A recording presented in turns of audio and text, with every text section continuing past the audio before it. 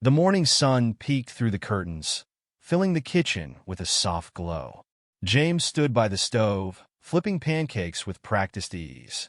Martha walked in, tightening the belt of her silk robe.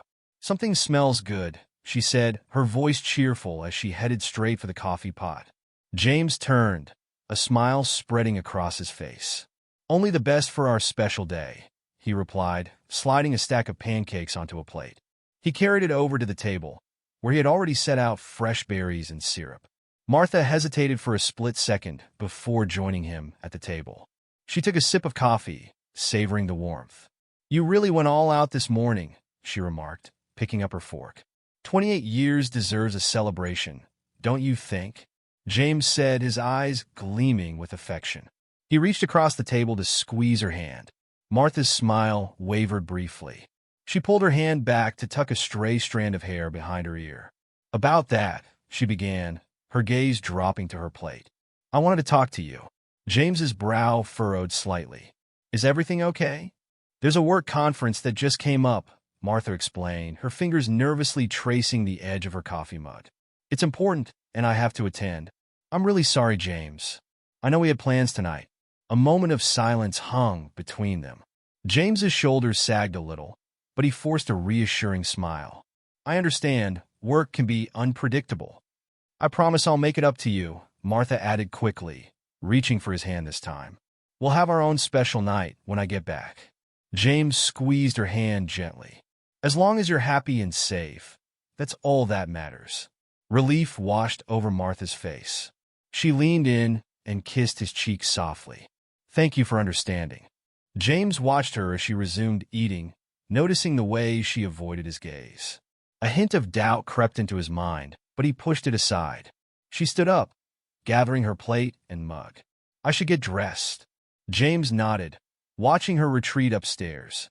He sat alone at the table for a few moments, stirring his coffee absent-mindedly. Something didn't feel right, but he couldn't put his finger on it. Upstairs, Martha closed the bedroom door behind her and exhaled deeply. She grabbed her phone from the bedside table and typed out a quick message. "Everything's set. See you tonight." A few seconds later, her phone buzzed with a reply. "Can't wait, babe. I've booked the room. It's going to be unforgettable." A small smile played on Martha's lips as she began selecting outfits from her closet, tossing them onto the bed. She moved with a sense of urgency, her mind already miles away. Downstairs, James cleared the table and washed the dishes, his thoughts lingering on Martha's sudden trip. He dried his hands and pulled out his phone, scrolling through his calendar. An idea struck him, and he dialed a number. "Hey, Sarah, it's James," he said when the line connected. "Do you have any plans tonight?" "Martha has to go out of town for work, and I was thinking we could catch up." Sarah's voice came through, cheerful and surprised. "Oh, hi, James. Actually, I'm free tonight. Dinner sounds great." "Perfect. Let's meet at that Italian place you love," James suggested, feeling a bit better at the prospect of company. "Sounds like a plan." "See you at 7, Sarah agreed before hanging up. James slipped his phone back into his pocket, a small smile forming as he thought about spending time with his sister-in-law. They had always gotten along well, and maybe a friendly dinner would take his mind off the disappointment. A little bit later, Martha descended the stairs, a small suitcase trailing behind her. She wore a crisp blouse and tailored pants, exuding professional confidence. James met her at the bottom of the stairs, taking the suitcase from her hand. "Let me help you with that." "Thanks," Martha said, adjusting her purse on her shoulder. "I should get going if I want to beat the traffic." James walked her out to the car, placing the suitcase in the trunk. He turned to her, his eyes searching hers. "Call me when you get there, okay?" "I will," she promised, giving him another quick kiss. "Don't miss me too much." "I always miss you," James replied with a chuckle, stepping back as she got into the driver's seat. Martha waved as she pulled out of the driveway, watching James grow smaller in the rearview mirror. As soon as she turned the corner, she let out a sigh of relief and reached for her phone, dialing a familiar number. "On my way," she said when the call connected, her voice filled with excitement. "Can't wait to see you," Michael's voice responded warmly. Martha hung up, a grin spreading across her face as she merged onto the highway, leaving her suburban life behind for the promise of passion and escape. Back at home, James stood on the porch for a while, gazing down the street long after Martha's car had disappeared. A subtle unease lingered in his chest, but he shook it off and headed back inside, already planning the evening ahead. Martha spent the morning at her desk, but her mind was miles away. She stared at the computer screen, pretending to type while her thoughts danced around the evening ahead. The usual office chatter buzzed around her, but she barely noticed. She kept glancing at the clock, counting down the minutes. Around midday, she picked up her phone and sent a quick message to her boss. "There's a conference I need to attend out of town. I'll have to leave early today," she typed. Her fingers hovered over the send button for a moment before she hit it. A lie, but one that came easily. "Of course, Martha. You're always on top of things. Safe travels," came the reply. She smiled to herself, feeling a surge of excitement. No one doubted her. Why would they? She had built a reputation as a reliable and trustworthy employee. There was no reason for anyone to question her sudden departure. As the afternoon wore on, Martha packed up her desk. She moved slowly, taking her time, savoring the anticipation that built with each passing minute. Finally, when the clock hit 3, she grabbed her bag and headed for the door. "Leaving early today, Martha?" a colleague asked, passing her in the hallway. "Yes, a last-minute conference," she replied smoothly, flashing a quick smile. "Have a great trip," the colleague called after her. "Thanks, see you Monday," Martha responded, her heart racing as she stepped into the elevator. She pressed the button for the parking garage and let out a breath she didn't realize she'd been holding. She was really doing this. In the car, she checked her makeup in the rearview mirror, smoothing down her hair and applying a fresh coat of lipstick. She wanted everything to be perfect. Her phone buzzed on the passenger seat. A message from Michael lit up the screen. "Room 305. Can't wait to see you." A thrill ran through her as she started the engine and pulled out of the garage. The drive to the hotel was short, but it felt like an eternity. Her thoughts raced. Excitement, nerves, guilt. Everything swirled together, making her grip the steering wheel tighter. She replayed her earlier conversation with James in her head, his trusting smile as he wished her safe travels. A pang of guilt surfaced, but she quickly pushed it down. Tonight wasn't about guilt. It was about something she had been craving for a long time. When she arrived at the hotel, Martha parked her car and sat for a moment, taking a deep breath. She looked around the lot, reassuring herself that no one she knew would be here. Satisfied, she grabbed her bag and headed for the entrance, her heart pounding in her chest. The lobby was quiet, almost serene. She walked quickly, her heels clicking on the marble floor as she made her way to the elevator.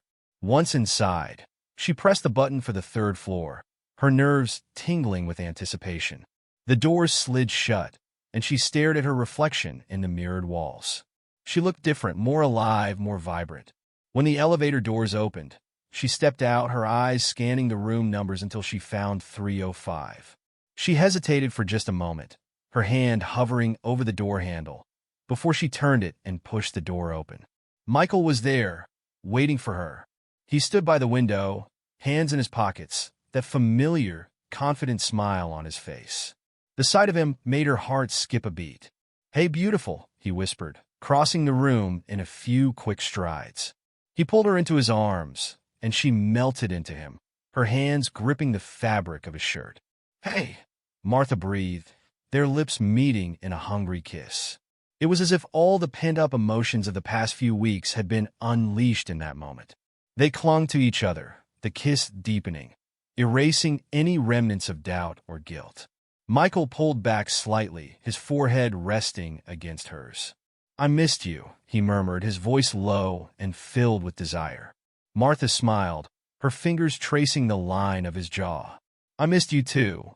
They moved together, falling into the rhythm that had become so familiar over the past few months. The hotel room was their sanctuary, a place where the outside world didn't exist, where they could be whoever they wanted to doing this. Michael's lips found hers in a deep, urgent kiss. She responded eagerly, her arms wrapping around his neck as she let herself get lost in the moment. His hands moved over her back, pulling her closer, and she let out a soft sigh as they broke apart, just long enough for him to lead her to the bed. They tumbled onto the bed, a tangle of limbs and laughter. Michael's hands were all over her, pulling at her clothes, touching her in ways that made her forget everything else. Martha surrendered to the passion, the thrill of being wanted, of being desired in a way she hadn't felt in years. Hours passed in a blur. The world outside ceased to exist. The laughter, the whispered secrets, the stolen moments. All of it was a heady mix that left Martha feeling intoxicated, addicted to the man who lay beside her. Every kiss, every touch, every word felt like a rebellion against the life she had back home, a life that felt increasingly distant and irrelevant. As the evening wore on, the two of them lay entwined in the sheets, catching their breath. The hotel room was dimly lit, the curtains drawn against the encroaching night. Michael's hand traced lazy patterns on Martha's bare back as they talked in hushed tones. "I wish we could stay like this forever," Martha murmured, her head resting on his chest. "Who says we can't?" Michael replied, his voice low and seductive. "You and me, we could run away. Leave everything behind. Start fresh." Martha chuckled softly, though a part of her entertained the thought. "You know, it's not that simple. Doesn't have to be complicated either," Michael said, his fingers gently lifting her chin so she could meet his gaze. "Just think about it. No more pretending, no more hiding. Just us." Martha's heart skipped a beat. The idea was tempting, but reality quickly crept back in. "I have a life, Michael. A marriage, responsibilities. Responsibilities that make you miserable," he countered, his voice turning serious. "I see how you light up when you're with me, how alive you feel. You can't tell me you don't want that all the time." She didn't respond immediately, her mind swirling with conflicting emotions. She did feel alive with Michael, more than she had in years. But the idea of abandoning her life, her marriage, wasn't something she could do on a whim. "I need time," she finally whispered, her voice barely audible. Michael sighed, pulling her closer. "Take all the time you need. Just know that I'm here, waiting." They lay in silence for a while, the weight of their conversation settling over them. Martha closed her eyes, trying to hold on to the fleeting moments of happiness, even as she felt the pull of her other life, the one she'd soon have to return to. Eventually, Martha sat up, glancing at the clock. "I should go. I need to be back before anyone notices I'm gone." Michael sat up beside her, his hand brushing her arm. "You don't have to leave yet. Stay a little longer." She smiled sadly, knowing she couldn't. "I wish I could." She leaned in for one last kiss, a lingering goodbye that left her breathless. She checked her phone when the screen lit up in the nightstand. It was James. Her heart skipped a beat. She stared at the notification, her thumb hovering over the screen. What could he possibly be messaging her about this late? She swiped to open the message, and her blood turned to ice. The first thing she saw was a photo. Her breath caught in her throat as she processed the image. James, but he wasn't alone. Sarah, her sister, was in his arms. They were locked in a passionate kiss, the kind of kiss that left no doubt about the nature of their relationship. It wasn't just a fleeting peck. It was intense, intimate, almost as if they were savoring each other. Martha's eyes darted to the background of the photo. Her living room, the familiar couch, the family photos on the wall. It was her home. They were in her home, doing this. The disbelief hit her hard, but the words beneath the image hit even harder. "You wanted him? Well, enjoy. I got her. And guess what? You're now a homeless bitch. I'm gonna sleep with your sister." Martha's hands began to shake. She read the message again and again, her mind refusing to comprehend what she was seeing. This couldn't be happening. How had James found out? When had this started with Sarah? How could Sarah do this to her? The questions raced through her mind, but they were quickly overtaken by panic. She jumped out of bed, her movements frantic as she searched for her clothes. She stumbled, nearly tripping over the sheets as she pulled on her pants. Her fingers fumbled with the buttons on her blouse, her heart pounding so hard she could hear it in her ears. "What's the matter?" Michael's voice came. Martha barely looked up, her mind focused on one thing: getting home. "I have to go," she mumbled, grabbing her purse and shoving her phone inside. Michael's smile faltered as he saw the panic on her face. Tell me what's wrong. James, he knows. I have to go, she repeated, her voice shaking now. Michael straightened, the playful tone gone. What do you mean he knows? Martha finally looked at him, her eyes wide with fear. He sent me a picture of him and Sarah. They were in our house, Michael. He knows everything. Michael's face darkened. Shit, are you sure? I need to go, Martha said again, pushing past him. I have to get home. Michael didn't stop her this time. He watched as she rushed out of the room, the door slamming shut behind her. The gravity of the situation was starting to sink in for both of them. Martha practically ran through the hotel lobby, ignoring the curious glances of the few staff members still on duty. She burst through the front doors and into the cool night air, her breath coming in ragged gasps.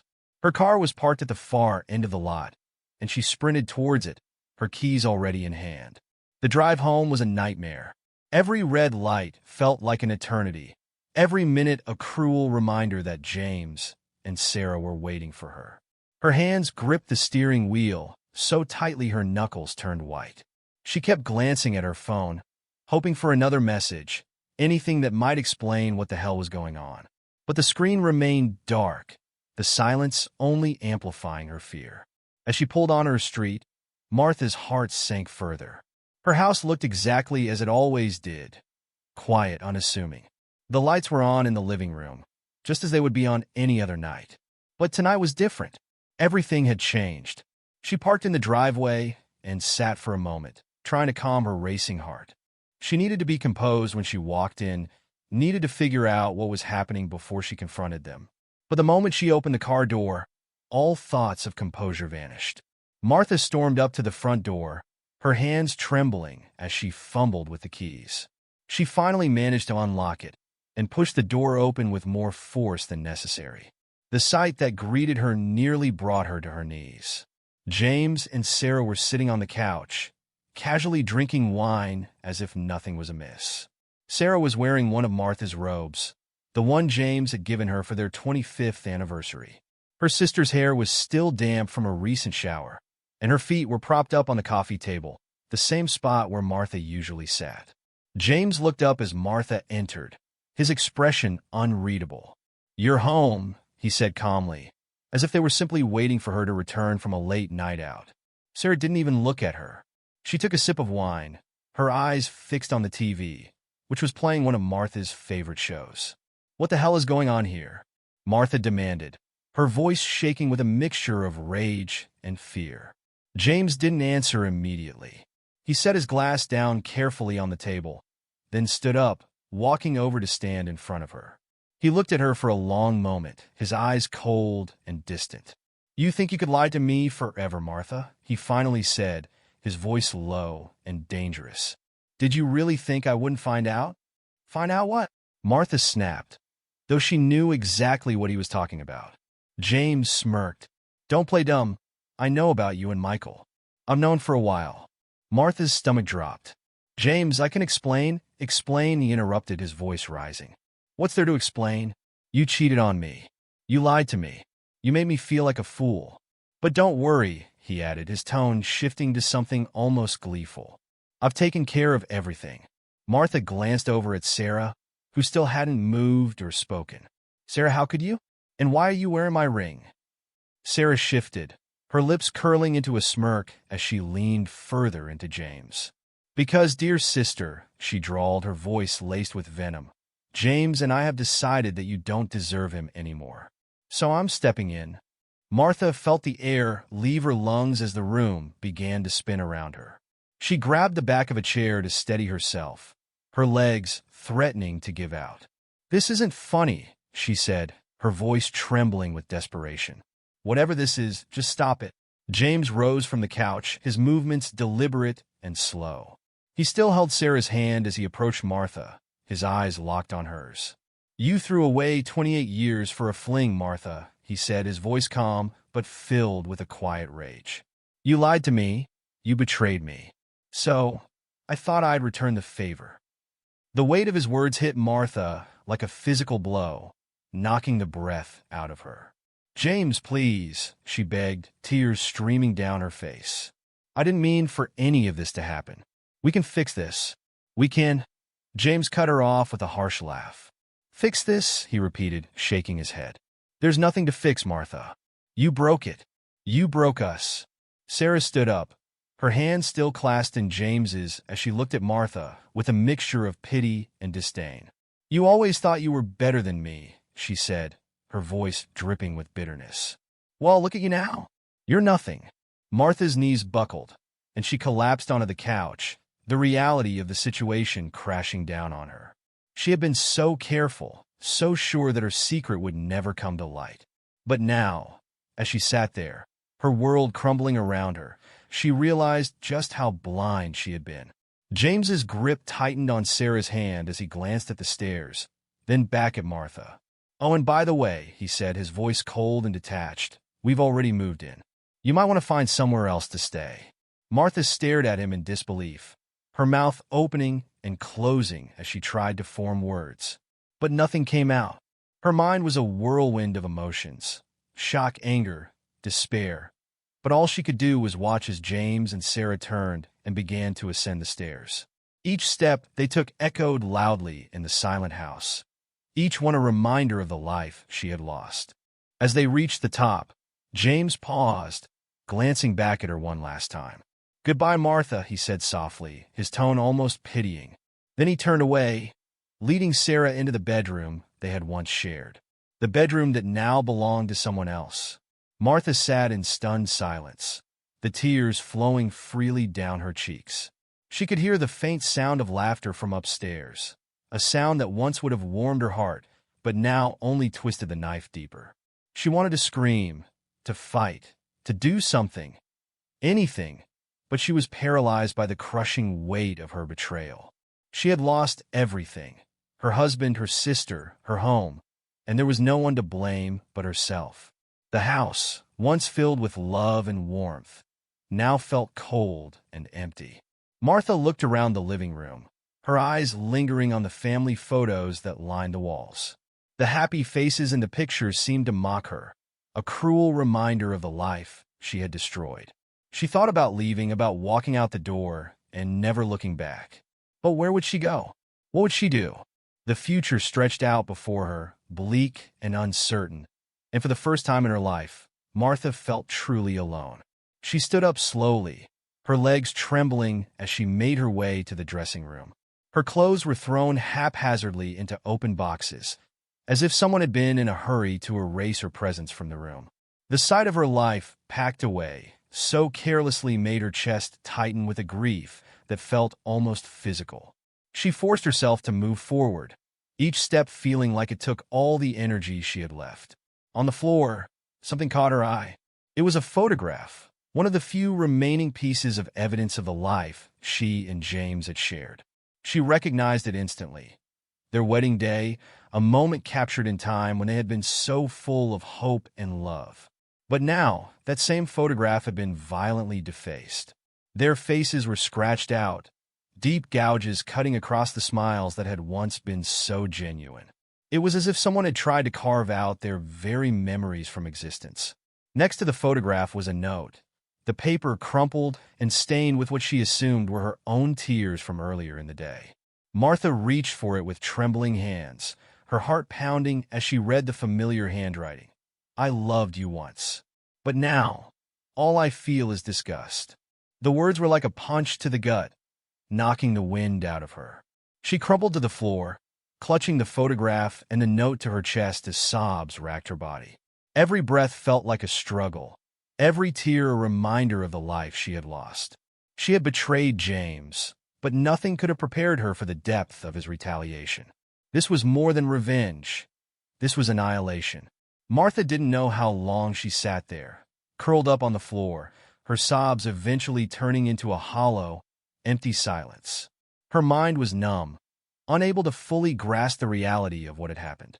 The man she had once loved, the man who had loved her, had gone to such lengths to erase her from his life, to make her feel the full weight of her betrayal. And he had succeeded. As she sat there, her thoughts were interrupted by the unmistakable sound of laughter from the bedroom. Her heart clenched as she recognized the voices. James and Sarah, the two people who had once been her closest confidants, now laughing together as if she had never existed. Martha's stomach churned and bile rose in her throat. She covered her ears, desperate to block out the sound, but it was no use.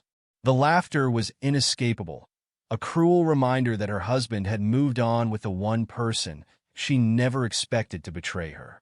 She felt sick, the nausea rolling over her in waves as the reality of her situation set in. She needed to get out of there, away from the haunting sounds and the sight of her life packed into boxes. But as she stood, her legs shaking beneath her, she realized she had nowhere to go. She was homeless, just as James had so viciously pointed out in his message. The house, once a place of comfort and love, was no longer her home. It was a prison, a place where her worst fears had come to life. The thought of staying, of confronting James and Sarah, was unbearable. She had no fight left in her, no strength to face the brutal reality of what her life had become. The woman who had once been so sure of herself, so confident in her ability to navigate life's challenges, was gone, replaced by someone she no longer recognized. Martha grabbed her car keys, her hands trembling as she clutched them tightly. She had to leave, had to escape the suffocating atmosphere of the house before it completely destroyed her.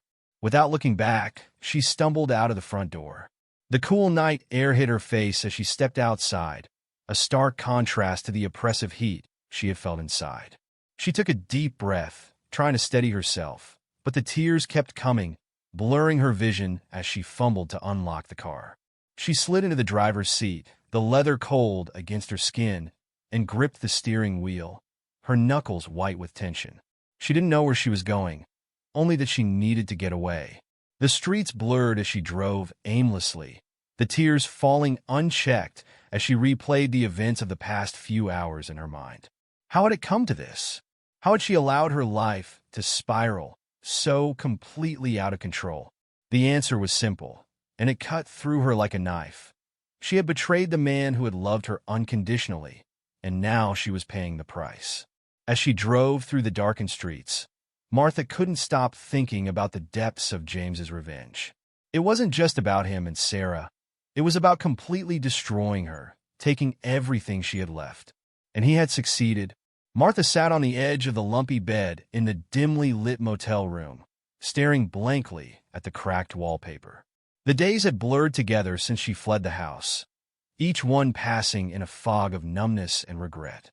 The cheap room reeked of stale cigarettes and despair, a fitting backdrop for the wreckage of her life. She couldn't bring herself to call anyone. What would she say? How could she explain what had happened? The phone remained silent, that James had not tried to contact her. Not a single message, not a single call. The silence from him was deafening, more painful than any confrontation could have been. It was as if she no longer existed to him, as if she had been erased from his life just as thoroughly as her presence had been erased from their home. She thought about calling her friends, but what could she say? That she had thrown away 28 years of marriage for a man who wasn't her husband? That she had lied and deceived, and now was paying the price for her betrayal? Martha imagined what her friends would think if they knew the truth. They had always envied her marriage, the way James adored her, the way they seemed so perfect together. But now, that perfect image had shattered, and Martha was left with nothing but the shards of her broken life. The loneliness was suffocating. Her lover also dumped her. She tried to distract herself with television, but the inane chatter of sitcoms only made her feel more isolated. She couldn't even bring herself to eat, the thought of food making her stomach turn. Sleep was elusive. The few hours she managed to catch haunted by nightmares of James and Sarah together, laughing at her, mocking her for her foolishness. Each day, she contemplated going back, facing James and begging for forgiveness. But deep down, she knew it was pointless. The damage was irreparable, the trust shattered beyond repair. Even if James were willing to forgive her, she couldn't forgive herself. She had destroyed the life they had built together, and there was no going back to the way things were. One evening, as the sun set behind the dingy curtains of the motel room, Martha decided to leave. She couldn't stay there any longer, wallowing in her own misery. But she had no destination in mind, no place to go. The life she had known was gone, and with it, any sense of purpose or direction.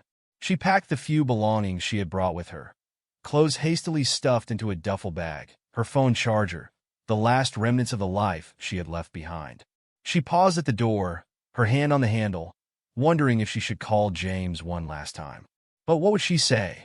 That she was sorry? That she wanted to come home? The words seemed meaningless, empty in the face of what had happened. With a heavy heart, Martha opened the door and stepped into the fading light.